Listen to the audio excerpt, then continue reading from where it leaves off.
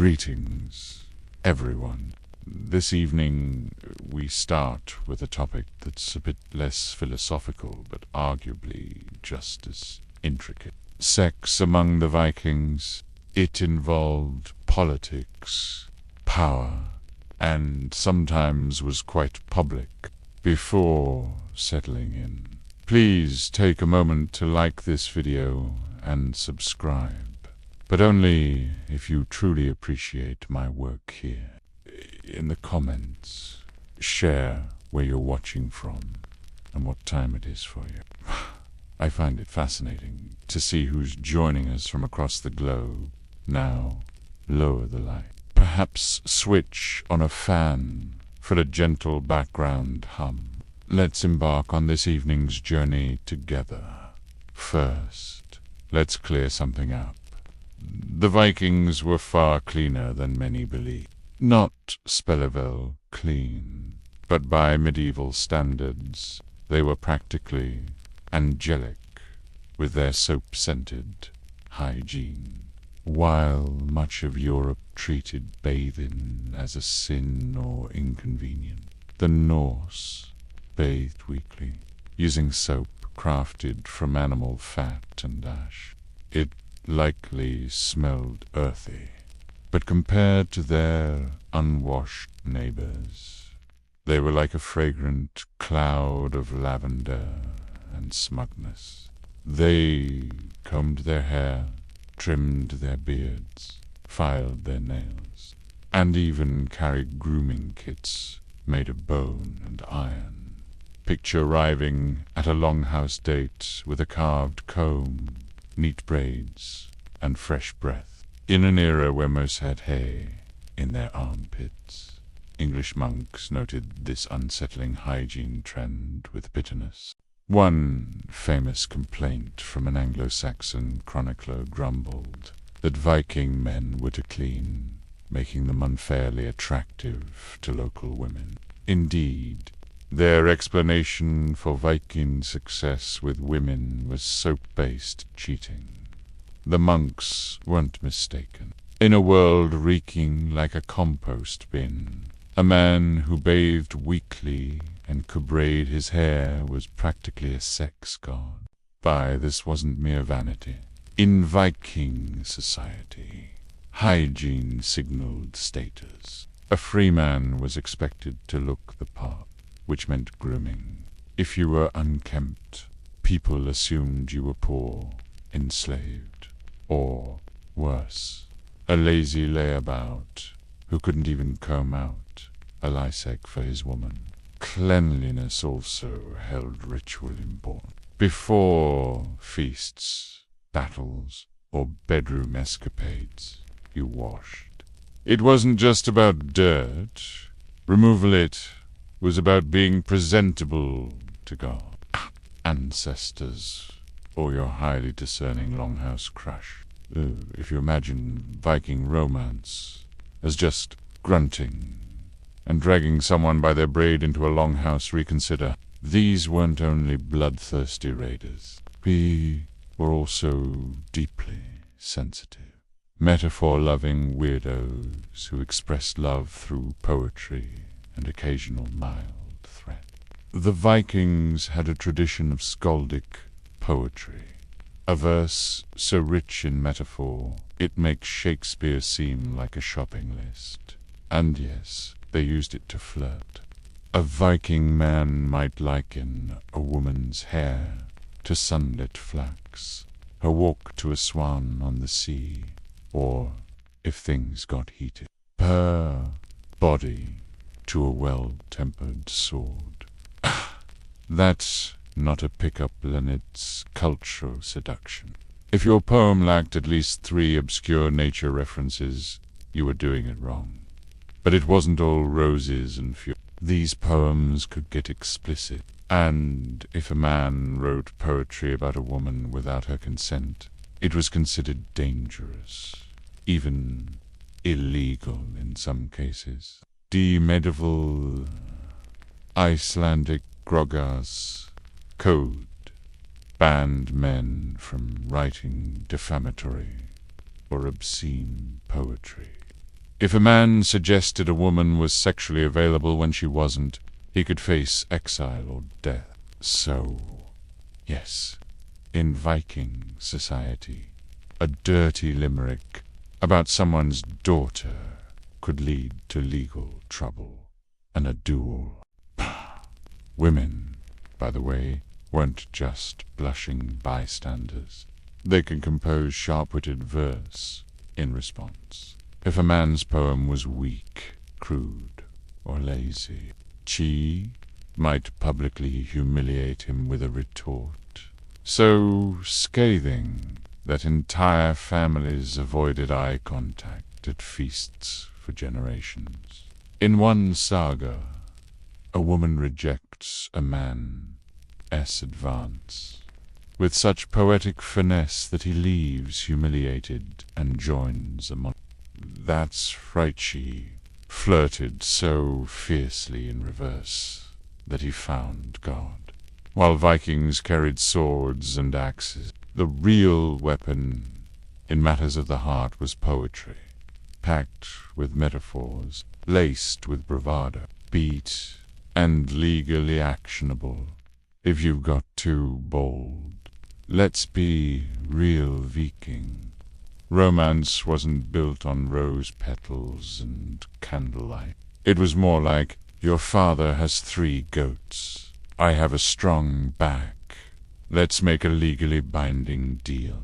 Consent existed, but it had to navigate dowries, alliances, and opinionated extended family members.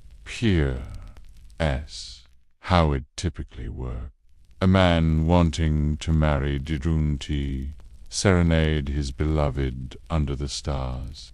He sent his dad, uncle, or most diplomatic friend to negotiate with her father over mead and sheep valuations. The woman technically had a say, but whether it was honored depended on her family's need for land, allies, or offloading a strong-willed daughter. Some sagas suggest a determined woman could reject a suitor. Others imply she'd need to run fast if she tried. Be still. The Vikings weren't entirely barbaric. A forcibly married woman had legal recourse she could declare. Herself divorced before witnesses with 3 public announcements. No paperwork or court required. Essentially, a medieval Norse. It's not me. It's you shouted at a feast. While abducting a bride might sound romantic in poorly translated sagas, Viking law frowned upon it not, always stopping it, but frowning nonetheless. Kidnapping a woman for marriage was illegal, but sometimes celebrated in poetry, a classic case of mixed messages between legal codes and love ballads. Then there were concubines, charmingly called bed thralls. In Viking lore, enslaved women expected to provide companionship, cooking, and sex, with consent being mostly decorative. On the brighter side, if a husband failed emotionally or physically, the wife could leave. Viking women didn't have to suffer silently. Be acquitted, they could do so loudly, publicly, and with legal support. When it came to premarital relationships, the Vikings were, let's say, flexible. Unlike their medieval neighbors, obsessed with chastity belts and purity odes, the Norse were more relaxed. A woman's past wasn't a deal breaker, unless it involved another husband or a public scandal with a neighbor's husband. Premarital romance wasn't taboo, it was life. Vikings were practical. If 2 consenting adults had a relationship, the world didn't end. Families might raise eyebrows if the timing was off, but they didn't lock daughters in towers or invent chastity gadgets. Virginic wasn't a woman's value her skills. Family standing and reputation were press. Some sagas even praise bold women who pursued their desires confidently, especially with a strong sword arm. This wasn't just cultural leniency, it was survival logic. Viking society needed strong partnerships. A woman who could run a farm, handle trade, and hold her own in disputes was more valuable than one with an untouched romantic history. Life was tough, winters were long, and practicality usually prevailed. That said, discretion was encouraged. While premarital relationships weren't punished, boasting about them could lead to trouble. If a man publicly bragged about a past partner without her consent, he could face legal consequences. Essentially, Cassantel was rude and, in some cases, illegal. In short, Vikings respected personal agency as long as it didn't stir unnecessary drama at the feast. If you think modern mythology gets strange, wait until you meet the Norse pantheon, a divine soap opera of cross-dressing and romantic entanglements. They were just another Tuesday. Take Frey, the fertility god, who wasn't subtle, often depicted with, let's say, enthusiastic anatomy. His sacred statue boasted bold features, and his worship included rituals celebrating life, love, and suggestive crops.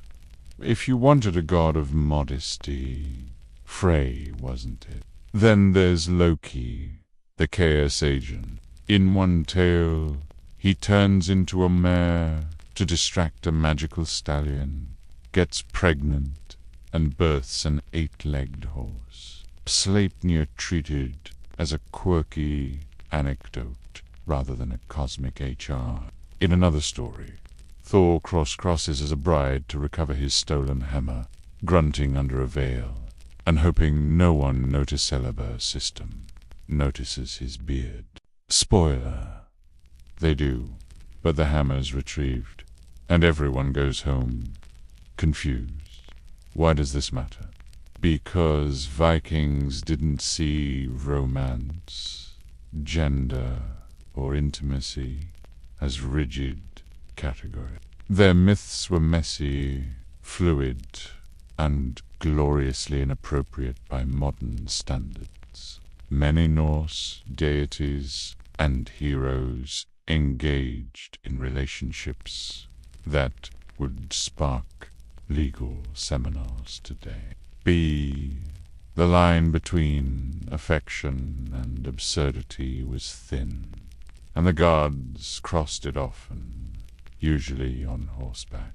These myths weren't shocking to Vikings, they were normal. Fertility, love, and trickery were divine forces. Gods behaved badly, not out of evil, but because life is complex. And sometimes your greatest lesson comes from a shape-shifting horseman. Viking society had rules, but in gender and relationships, they were flexible, or rather, do what you want. Just don't get caught looking unmanly. Let me explain. For Viking men, the worst insult wasn't thief, liar, or coward. It was ergi, a loaded term that could spark duels. Being called ergi meant you were passive, submissive, or failed in your manly duties, especially romantically. It wasn't about orientation, but dominance. Viking masculinity hinged on behavior, not partners. If seen as yielding, your reputation could sink faster than a poorly built longship. Women had more leeway, though society was they could own land, request divorces, and express preferences, rights that would make other medieval women envious. Yet expectations were real. A woman too outspoken might be called masculine, which, oddly, wasn't always an insult. Some saga heroines were praised for sharp tongues and sword skills, by similar traits in a man, misdirected, could lead to ridicule or sorcery accusation. Yes, practicing seidr, a Norse ritual tied to emotion and foresight, was deemed unmanly women's work. If a man did it, he was assumed to be weaving, crying, or overly poetic. Odin, the All-Father, mastered seidr, but for him it was strategic. For you, it was shameful. Classic double standard. Words could get you stabbed in Viking society. Insults weren't just drama fifth. Someone questioned your honor, masculinity, or bedroom performance. You could challenge them to a duel, say the wrong thing, and you're shirtless in the woods at dawn, sword in hand, all because you implied Olaf was lackluster under the furs. Pervis with knee. A category of public insult, calling someone ergi, or regretfully unmanly, was grounds for legally sanctioned combat, sometimes to the death. Reputation was everything in tight-knit communities. An accusation of weakness, cowardice, or romantic passivity wasn't just personal, it was and it went both ways. If you couldn't tee back up your insult in a duel or court, you could be exiled. Insults were chosen carefully, or someone ended up bleeding by a few. These disputes were often about perception rumors, offhand remarks, power, or a bad joke could spark chaos. If they cast doubt on identity or status, Vikings had zero chill for trash talk. Intimacy and public image were linked to man's romantic reputation was his strength. Lose that, and good luck keeping your seat at the feast. Love and marriage were fine until someone got caught with a neighbor's spouse. Then it got loud, legal, and sometimes bloody. Adultery was frowned upon, but not equally. A married woman caught cheating faced serious consequences. Her husband could divorce her, shame her publicly, or, if his honor was deeply insulted, settle it with a sword. In extreme cases, the lover might end up significantly less alive. For a man cheating, it depends. Sleeping with an unmarried woman wasn't a huge scandal, but if she was married, it crossed a line, especially if her husband had a temper or many brothers. If a wife discovered her husband's infidelity, she could divorce him with legal backing. Viking women had Opson sagas tell of wives calmly packing up, declaring the marriage over before witnesses and walking off, sometimes with the farm, kids, and goats. Adultery accusations needed proof, like catching them in the act or gathering witnesses, which made for awkward family dinners. While physical consequences weren't always legal, Viking vengeance didn't need permissioner. Dishonored household might face a broken door, a burned barn, or a suspicious hunting accident. Despite the risks, people cheated. Humans are consistent. Adultery laws were less about morality and more about honor and property, who got shamed, stabbed, or the livestock. No scarlet letters, just lawsuits, duels, and occasional goat custody battles. Viking romance didn't always rely on charm, poetry, or a strong jewel, and sometimes it leaned on magic, specifically seidr, a practice blending sorcery, spiritual therapy, and getting your ex to return your rune. Seidr was used for predicting the future, cursing enemies, influencing weather, and sometimes manipulating love. If your affections weren't returned, a well-placed spell might make someone see you as Valhalla's most desirable. Coincidence? Never. But seidr was ephemeral. Women practiced it openly, as respected seers or shamans. Men risked being called unmanly for dabbling, not for the magic, but for doing female work. A saga even calls out Odin for using seidr, his enemies saying, "Great spell, very mystical, but you're embarrassing us." Odin didn't care when you've got one eye and a pet raven.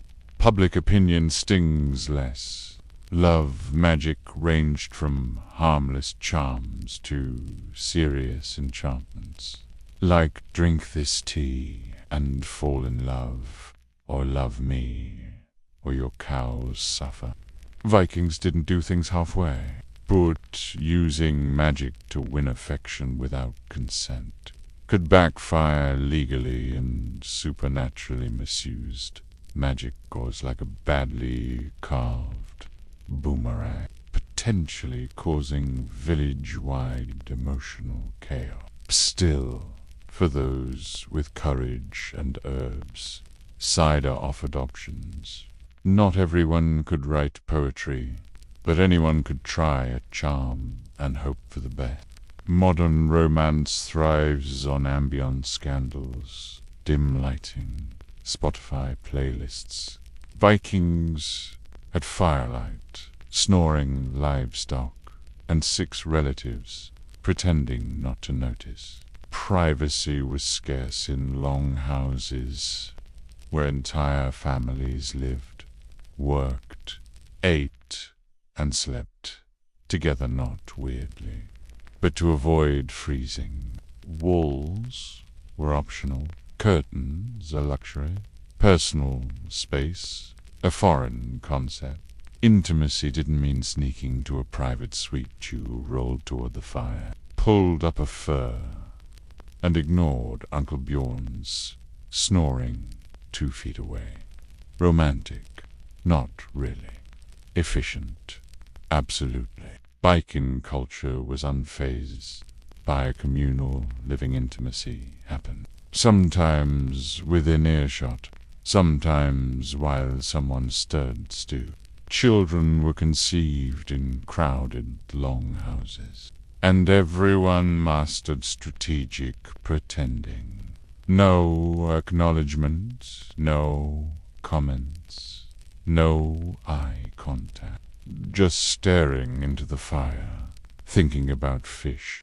Wealthier families might use tapestries or dividers as a do not disturb sign, but for most, discretion and timing were the best they had. Still, there was no shame. Vikings didn't obsess over modesty like later Christian Europe. Physical intimacy was natural, necessary, and everyone knew it, just not while Grandma was listening. Contraception. Think herbs, hope, and maybe magic. No Viking manual explained how to avoid kids while pillaging. Bug clues suggest women knew herbs like juniper mugwort and wild carrot for contraceptive properties. Did they work? Maybe. Did they taste awful? Probably. Extend breastfeeding was another strategy to delay pregnancy, not romantic, but effective, like Viking family planning without spreadsheets. Unlike later religious societies, Vikings didn't obsess over reproduction. Children, especially sons for fighting, and daughters, were valued. But sex wasn't just for heirs, pleasure mattered too. Sagas describe realistic, romantic encounters. Couples falling in love, growing apart, or divorcing out of boredom. This casual acknowledgement of human nature shows a culture focused on practicality, not purity or guilt.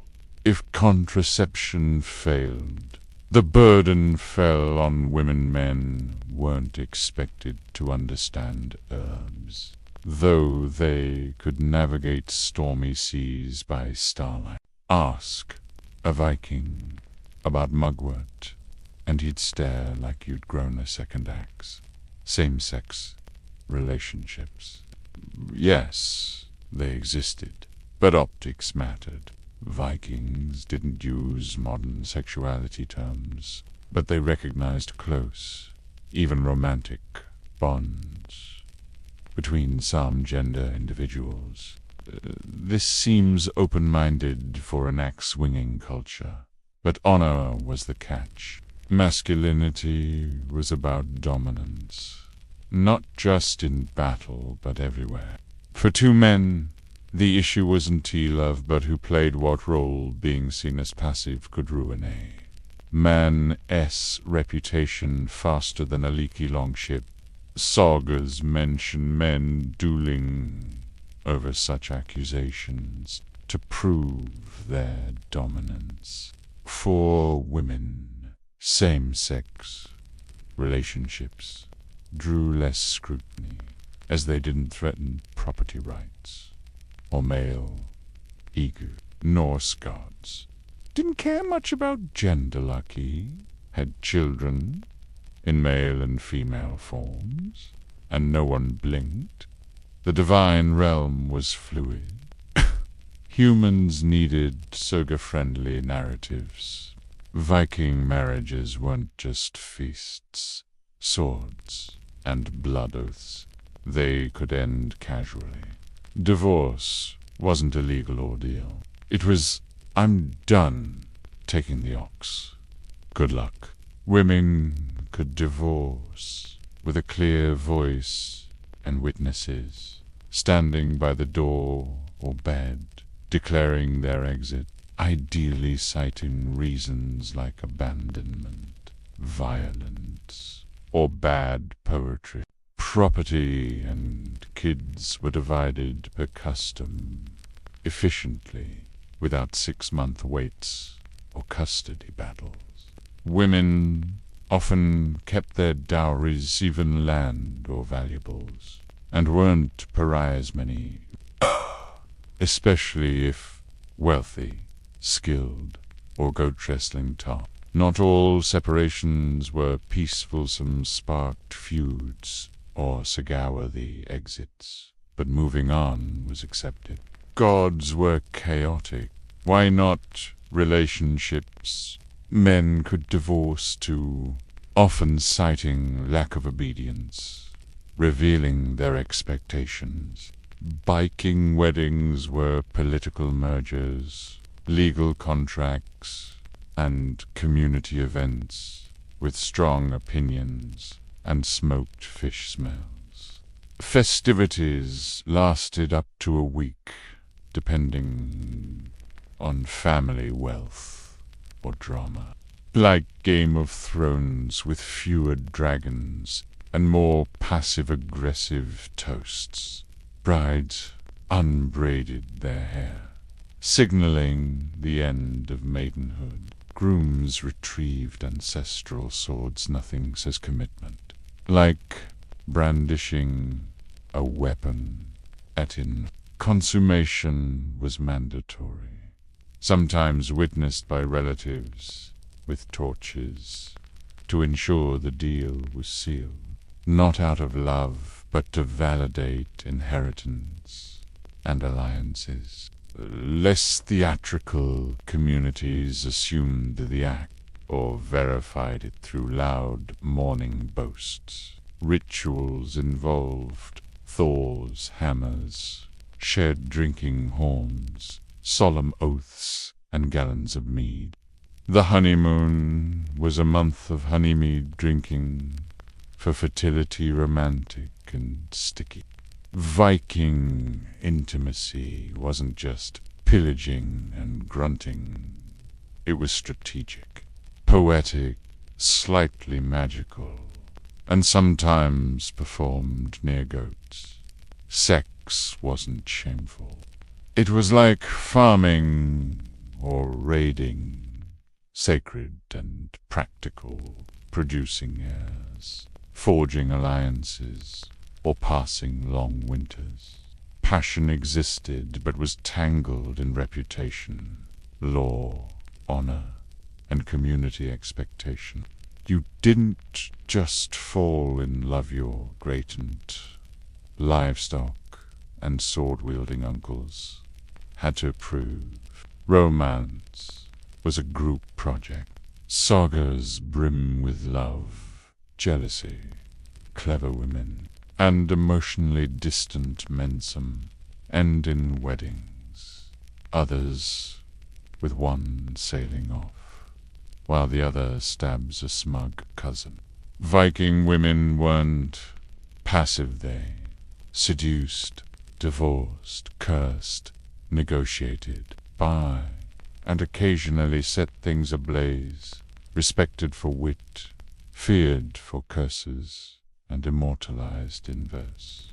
The ultimate Viking compliment. Even their gods treated love as a battlefield. Loki swapped genders. Frey flaunted fertility, and Odin used romantic magic unapologetically.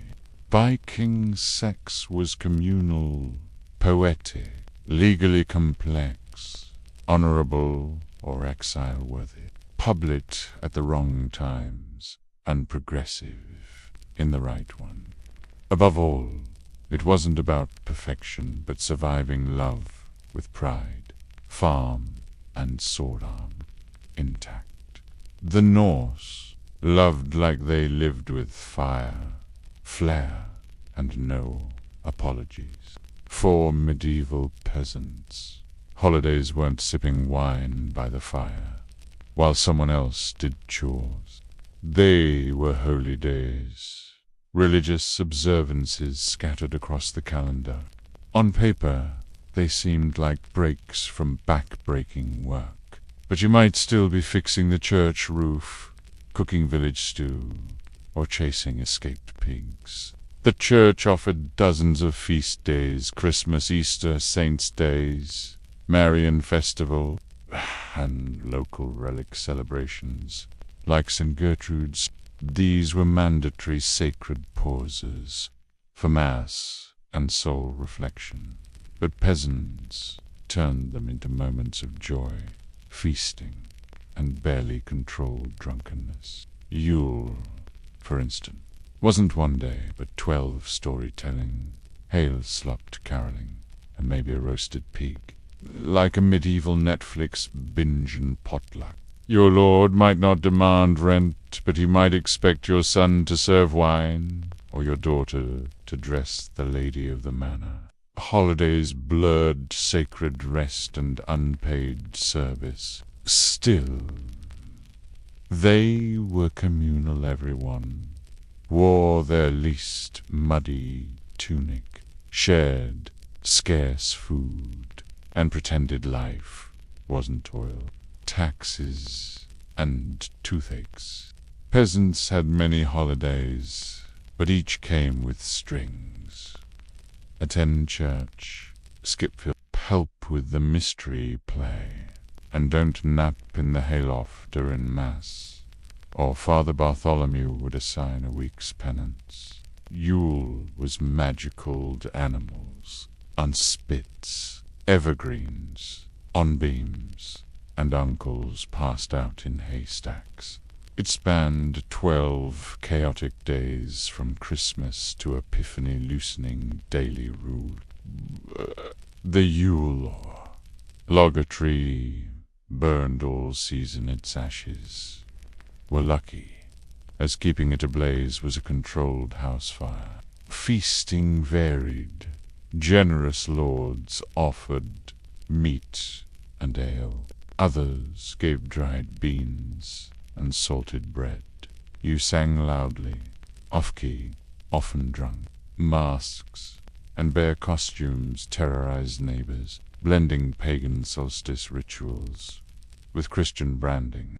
Evergreens warded off evil or rats. Social norms flipped with a lord of misrule, usually the village idiot, mocking gentry for 12 days, until reality returned like a collapsing roof. Yule was sacred, warm in the cold, light in the dark, laughter in a toothless world. By age 30. By January 6th, back to work the pigs. Bones gone, ale sour, and your wife glaring about the unpatched barn roof. May day was flowers and fertility, not just for feel, a riot of colour and mischief. It marked winter's end and crop's hope.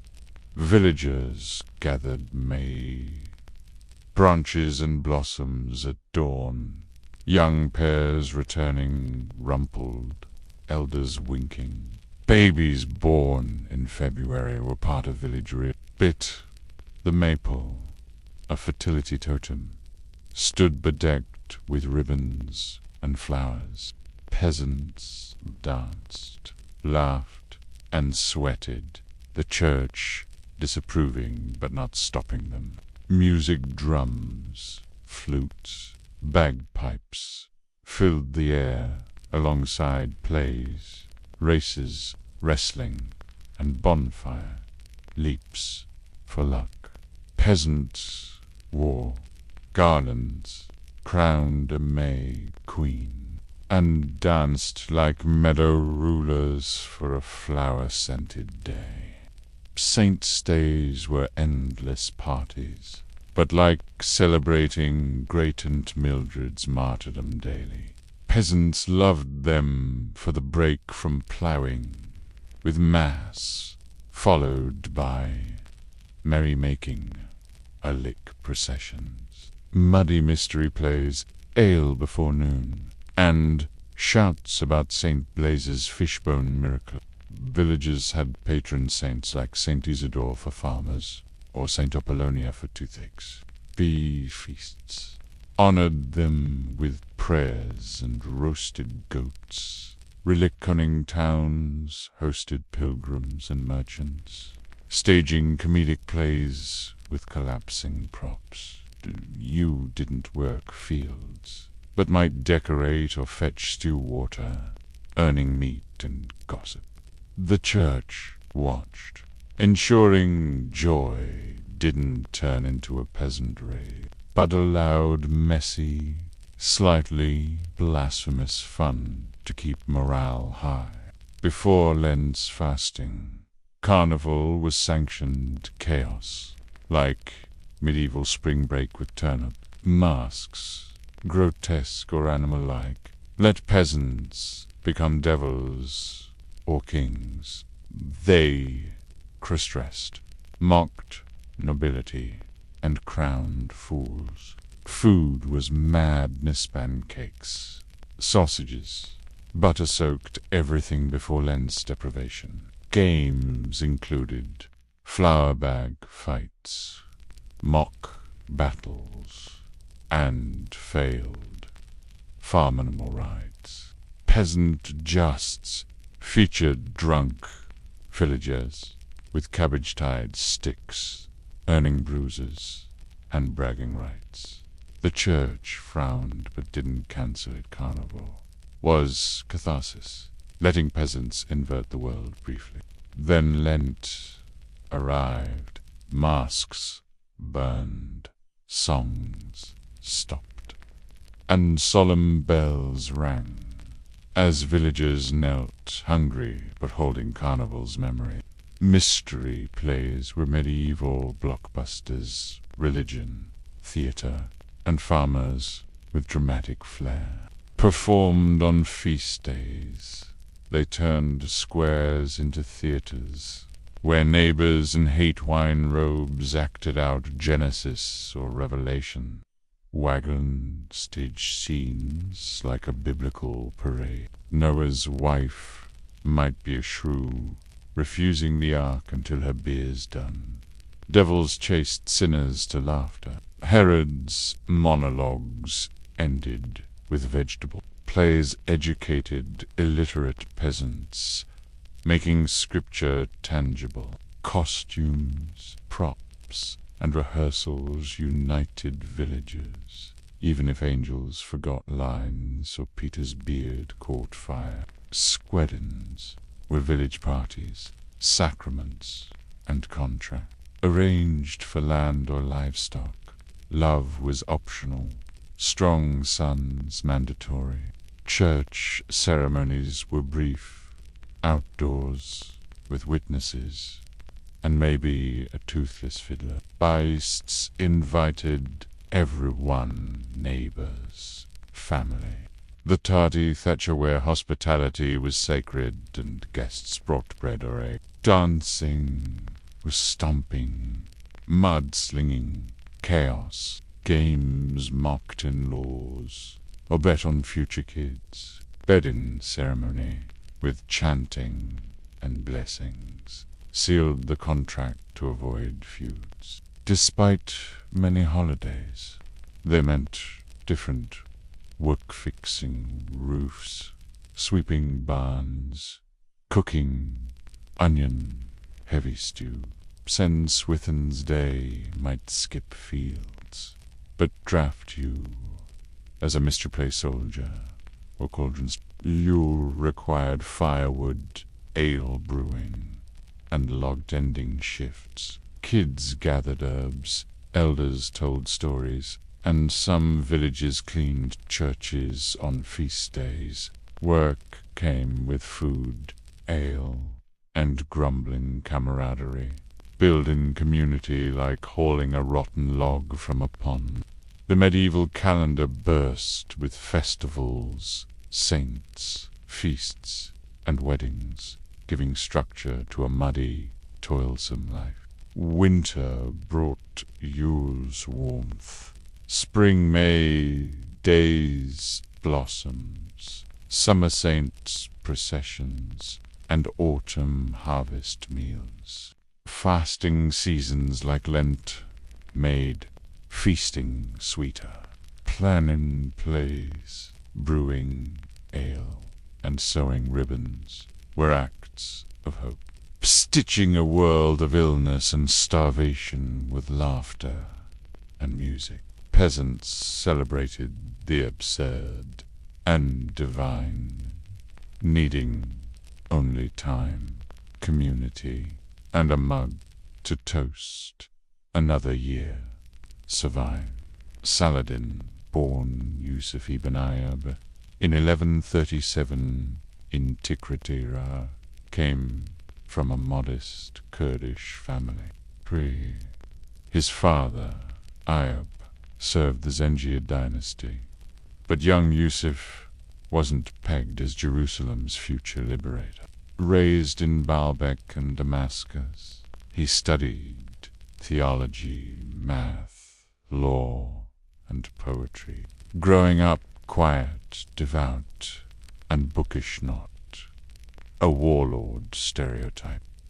The Crusaders held Jerusalem, and the Muslim world was fractured by rivalry. Saladin joined his uncle Shirkuh, a tough general under Nur al-Din, reluctantly campaigning in Egypt when Shirkuh seized Cairo and died. Saladin, seen as a controllable figurehead, took over.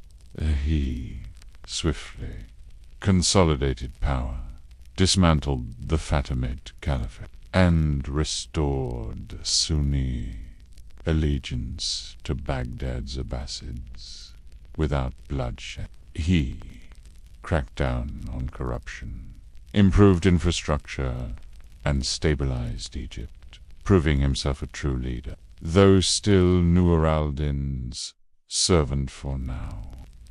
Alliances and sieges, not cruelty. By the late 1170s, he controlled Egypt, Syria, Iraq, Mecca, and Medina, driven by a sacred belief in unity against the Crusaders. In 1187, Reynold of Chatillon's truth-breaking caravan attack gave Saladin cause for war. At the Battle of Hattin, he annihilated the Crusader army, capturing Kingai and executing Reynold. Jerusalem fell 3 months later. Unlike the bloody 1099 Crusade, Saladin's conquest was merciful. He freed many, paid ransoms, and protected holy sites, earning admiration even from enemies. The Third Crusade brought Richard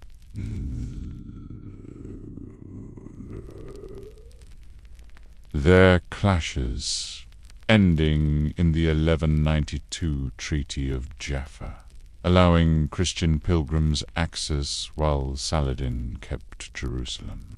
Piety. His humility, piety, and mercy made him a legend, dying in 1193 with an empty treasury, buried modestly in Damascus.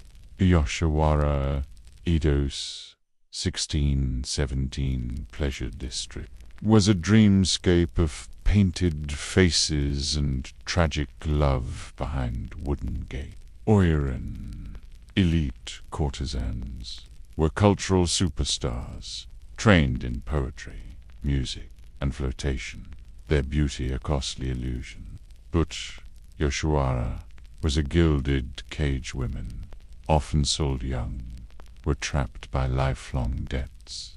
Courtesans and geisha, though distinct, shared a lack of choice, their elegance masking servitude. Samurai fallen for courtesans risked scandal.